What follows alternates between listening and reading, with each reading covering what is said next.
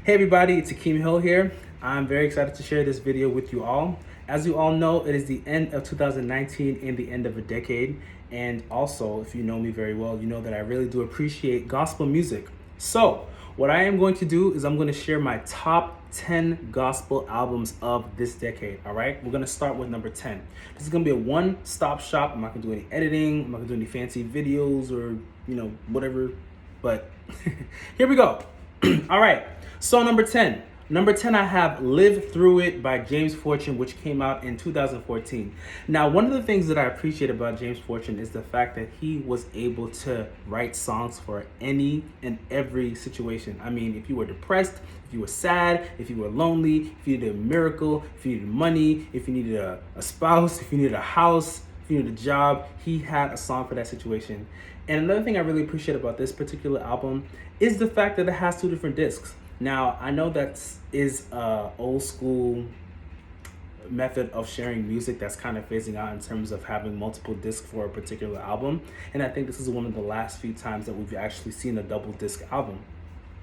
But I really appreciated how he was able to highlight many different artists, some of which we do know and some of whom we don't really know that very well we were introduced to. For example, Todd Galbraith. I mean, he's one of my favorite praise and worship leaders, and I really like what he did with Forever and even with the Reprise. I really like that he highlighted Zacardi Cortez, and we all know and we all are a fan of Zacardi Cortez. But I think that I really appreciated his interpretation of Let Your Power Fall, even though that was a Dion Kippin song originally that he remade. So amazing. I also appreciated the fact that even just looking on my timeline during that time, if I haven't mentioned, the album did come out in 2014, but the fact that there were so many people who were inspired, not just singers, but also musicians. And a lot of musicians were doing their own covers to some of the songs, especially drum solos to Best Praise or piano versions to songs like Light the Way and different things like different songs such as those. So shout out to James Fortune. I do think that he is kind of a new generation of what a Kirk Franklin would be, and he has cited people like Kirk Franklin and Donald Lawrence as his inspirations. But one of the things that I appreciate about James Fortune is his talking voice, and I think that if you want to have a ministry such as that, I think that you have to have a very unique talking voice, but also your pen has to be impeccable, and James Fortune writes some of the most profound songs. So shout out to James Fortune. Number 9, that spot goes to A Long Way from Sunday by Anthony Brown and Group Therapy. Now, I'm a huge Anthony Brown and Group Therapy fan. I think they've definitely made a name for themselves in this decade, especially with songs like Worth and Trust in You. But this particular album, I feel like it told a story. Now, the title A Long Way from Sunday means many different things, but as a believer, we always look forward to Sunday. I mean, we look forward to the Sunday services, the praise and worship, the offering, the word, the fellowship, the pictures, the food, the outfits, the whole gamut of our Sunday morning experience is something that every believer can relate to. But oftentimes, not many people talk about the Monday through Saturday, and I think that this particular album really helps us and allows us to really put back our hope and trust in God, knowing that it does get hard on Monday. Sometimes Tuesday we want to quit. Wednesday we're worn out. But the Bible says to not be weary in well-doing. So unfortunately, we do get weary because we are humans. But I think this album is a reminder that we should not let that become who we are. And we should always maintain that level and that posture of praise throughout the week with songs like Miracle Worker, songs like I Got That, which is a little kind of like a fresh way to talk about having the victory in Jesus. And even songs like, he ended the album with a song called Never Alone, which is such a great testament to how God has always been there. And even for the times we feel like we only see that one set of footprints, we know that it was Jesus Christ who's carrying us through. So shout out to Anthony Brown. And by the way, Group Therapy, their harmonies are absolutely insane. I mean, just listen to every single album. Amazing. Number 8. So I have one artist for the number 8 spot, but I have 2 different albums. I'll explain. So number 8 goes to Church on the Moon by Deidre Cadden, but I also have that tied with League of Extraordinary Worshipers. Now, Church on the Moon sounds exactly what it is. I mean, it just felt like a very futuristic worship experience. I mean, it really did feel like I was on the moon or Mars or Pluto. It just felt like an out-of-the-world experience, especially with some of the sounds that he was experimenting with. I really like that. I like the fact that he was able to challenge himself with Church on the Moon with particular songs such as Gravity, One More Chance, King, and even Reppin' the Kingdom. I mean, everybody knows that I love Reppin' the Kingdom. It featured T. Hattie, J. Moss, Kenton Jones, and Ty Tribbett. It was awesome. It was very, very futuristic, and it's like, hey, Reppin' the Kingdom, hey, you know, it was nice. It was really, very nice. But also, and oh, by the way, Church on the Moon came out in 2011, but also with League of Extraordinary Worshipers, which came out in 2014. I mean, that was just, I brought out the choir boy in me. I mean, anybody knows me knows that I love choir music, and I really appreciated what he did with that album. I also like the fact that he featured some of the choir greats such as Hezekiah Walker and Ricky Dillard and Donald Lawrence, and I felt like he was almost paying homage to them with this album. There is a spoken word piece that's in there, and at first I was kind of a little bit confused because I didn't really see the point, but I like the fact that it did exactly what my reaction was. I mean, I think that it was a little bit different. Not many people were expecting a spoken word piece to be on a choir album, but the singing was incredible, and I really like what he did with the young worshipers and really reintroducing them to choir music. The artist who takes the number 7 slot will be Jonathan McReynolds with his album Make Room. So, Jonathan McReynolds is phenomenal. I mean, I met him before. He's very humble. He's very cool. His voice is so smooth and it's so rich and it has so much depth to it. But he doesn't really sound like anybody else, in my opinion. I think that he has a very unique sound and he's in his own lane. And with the album called Make Room, he really just speaks to some of the different insecurities and some of the different patterns that we face in life, especially as young people, ending up in particular cycles, understanding that we have to graduate from certain scenarios, understanding the fact that comparison kills. And that is such a huge concept that many people do not want to talk about, because whether we do it or not, we do compare. And sometimes it's healthy and sometimes it's not healthy. And in most cases, in church scenarios, it's almost like, okay, well, that person can do it better, or this person would be better for this thing and that thing. And it just becomes this whole comparison. Everyone's trying to work up the same ladder, but we're all trying to reach the same kingdom. And I think John McReynolds has a great way of articulating himself in song and also helping us understand that if we have ministries that are outside of the norm, if we have a ministry that might not be appreciated by the masses, to please understand the fact that it is going to bless somebody else. And Jonathan, shout out to you. Make Room, amazing. Make Room came out in 2018, by the way, so make sure you get that. The album that takes the number 6 slot would be Heart, Passion, Pursuit by Tasha Cobbs Leonard. Now, I am a huge Tasha Cobbs Leonard fan. I mean, she's such a phenomenal worshiper. Her voice, her anointing is unlike any other, honestly. So with this particular album, before I listened to it, I really was hoping that I would get something a little bit different, because in my opinion, I don't feel like she has really tried to experiment with different sounds as with other artists do. So I felt like I was going into it expecting what I've heard from the first 2 albums. Like one of the things that I appreciate about an artist like a Mary Mary, or even like a Kirk Franklin, is the fact that when I listen to their albums, I never know what to expect, because it always sounds so different. And so with Tasha Cobbs, I'm like, okay, I hope it sounds a little bit different. Now, while it didn't sound that much different, but the songs that she did challenge herself on, I really did appreciate. Songs like River of the Lord, songs like Your Spirit, which features Kiara Sheard, and even songs like I'm Getting Ready, which featured Nicki Minaj, which is another topic in and of itself. But I really liked that she was trying to experience and push her sound. She pushed her range a little bit. And even when she sings it live, you can tell that she's really just coming from a place of, God, I need you. So instead of relying on her strength, you can tell that she was really relying on Jesus and the Holy Ghost to bring her through. So shout out to Tasha Cobbs. That record is amazing. I also really like Great God. That was a nice little single. That was like one of the first leading singles of that album. I absolutely loved it. It was nice. It was funky. It was different. I didn't expect it. And so I'm like, Tasha, thank you. I appreciated that. So the album that goes in the number 5th slot would be Anomaly by Lecrae. Now, you don't know, anomaly means something that is outside of the norm. And Lecrae, if you guys are Lecrae fans like myself, you will know that Lecrae often speaks to the fact that he does not feel like he is inside of a particular box. I mean, he's not perfectly a gospel artist, but he's not a secular artist either. And I appreciate people like Lecrae because he actually raps about real life scenarios from a Christian perspective. In a world where everybody's telling you that you have to have multiple wives and you have to finesse your way to the top, he's saying that that's not the case. He's talking about his wife. He's talking about his family. He's talking about his values. He's talking about his morals. He's talking about his upbringing. And he talked about how he has responded to them from the point of a Christian. And I appreciate that. Now, Anomaly speaks to the believers. By the way, Anomaly came out in 2014. But Anomaly speaks to those believers who often feel like they just don't fit in. We go through so many different areas, whether it be in education, whether it be at the workplace, and even in some churches, sometimes we just feel like our voice does not matter. But this album is a declaration that we gotta put the enemy on blast and let them know that we are outsiders, which is another title of a song on the album.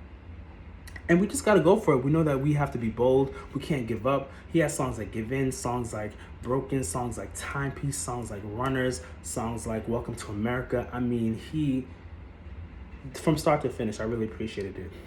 I really like the last song, which is called The Messengers. And I like that he ended the album with a song called Messengers because it really motivated us to really be messengers of Christ. If we are chosen to be Christians and chosen to be disciples of Christ, then we actually need to go out and become fishers of men. We got to tell people about the good news of Jesus Christ. We can't hold something like that in. So we got to continue to share that light with other people so that we can all get to the same place, essentially. So Lecrae, shout out to you. I appreciate that. The album that goes in the fourth slot would be Sounds of Revival by William McDowell. Now, William McDowell is like the king of praise and worship. I mean, he literally sits at the feet of Jesus and starts writing songs. I'm like, wow. I actually got to open up for him back in 2016. And I literally was standing right next to him. And I'm just like, if I can just get a smudge of that anointing he has. You know, like he is so anointed. I really like both Songs of Revival. First of all, he's really taken over this decade. I mean, he like with the Withholding Nothing album, and also with his recent album with Lecrae. I mean, I think that it was absolutely amazing. He has definitely made a mark in this particular decade. But I really like the Sounds of Revival, especially the first one, because it features songs like Come Like a Rushing Wind. It even features songs like Spirit Break Out, Jesus Is Here. I love that. Come Like a Rushing Wind is honestly probably one of my favorite songs ever. I keep playing it over and over again. And I'm mad that it's only 2 minutes long, but that's why I keep playing it over and over again. So he just has a heart of worship, and it's so much displayed in all of his music. Even just listening to some of the testimonials of the people who have listened to his music, how they were healed, how they were set free. And not just healed like, oh, I was, bound, but now I'm free. But I'm talking about medical documented illnesses that were healed, like people leaving cancer free, people who are walking up out of wheelchairs, people who were brain dead or actually physically dead and came back to life because they may have meditated on a word or even a portion of a song. He is powerful. I really appreciate William McDowell. So thank you, William McDowell, for being such a voice to this generation. Now, the album that goes in the third slot would be Free by Kierra Sheard. That came out in 2011. Now, let me tell you something. Kierra Sheard, I'm a huge Kierra Sheard fan. I followed her even when she was young, coming up under Karen Clark Sheard and also the legendary Clark sisters. So I've always been a fan of everything Clark. Kierra Sheard came on the scene and she did something quite different. She didn't really sound, her music per se didn't necessarily sound like what her mother and her aunts would have done. But I like this particular album because I feel like she challenged herself a lot. Coming from the IOU album to the This Is Me album to the Bold Right Life album, and now coming on to Free, it was completely different. She took on a more praise and worship kind of sound. JDS did an amazing job with the production on this album. Mighty is probably one of my absolute favorite songs. And I feel like we got to hear a little bit more about her passion for the young people, her passion for ministry, and her passion for really spreading the gospel of Jesus Christ. So shout out to Kierra Sheard. I mean, Indescribable, Desire, Mighty, War, Since I Found Christ, Lane, the list goes on and on. All those songs are absolutely amazing, and they all sound very different, but collectively sounds like a great body of work. I know that she recently had a live recording back in September, and I'm excited to hear her music in 2020. Now, the album that goes in the number 2 slot would be The Hill by Travis Green. Now, Travis is a force by himself. I mean, he came on the scene with Intentional, and I know he had other records before then, but I know Intentional, everybody was singing the words to Intentional. I know that with the Hill album, some of the songs are quite wordy, but I've been to several different Travis Green concerts, and I've seen people like recite the words word for word. Now, this decade definitely, I feel like the attention span of many different people who listen to gospel music has shortened because people are interested in listening to songs that have very few words, honestly. Which is why songs like You Deserve It, which is why songs like King of Glory has risen and taken on such a huge mark because of the fact that it's so easy and it's simple. Yeah, they're very powerful and very impactful. But with Travis Green, what I really did appreciate is the fact that he actually took time to write out the words of the song and people were very receptive in listening to it. And I think a lot of that is because he had a personal testimony that was attached to many of these different songs. I mean, Made a Way is probably one of the top 5 songs of this decade alone. I mean, everybody was singing Made a Way. And I like the testament that was attached to that particular song. It really just gave the song a brand new meaning for me. So shout out to Travis Green. I mean, everything that he's put out this decade was amazing. But The Hill definitely has a special place in my heart. So that was awesome. Now, the moment you all been waiting for is the album that takes the #1 spot. And that has to be Greater Than by Ty Tribbett, which came out in 2013. Listen, that album from start to finish, in my opinion, told a story. First of all, I've always been a huge fan of Ty Tribbett. I've always liked his vocal ability and I liked his energy. But I feel like with this particular record, we got to see all of that all in one. He told a story from the first song to You Are Good, to Stayed on You, to Beauty for Ashes, to Better. He turned it. Oh man, I just felt like the whole album told a beautiful story. And it really did remind believers that God is greater than anything that we can ever face.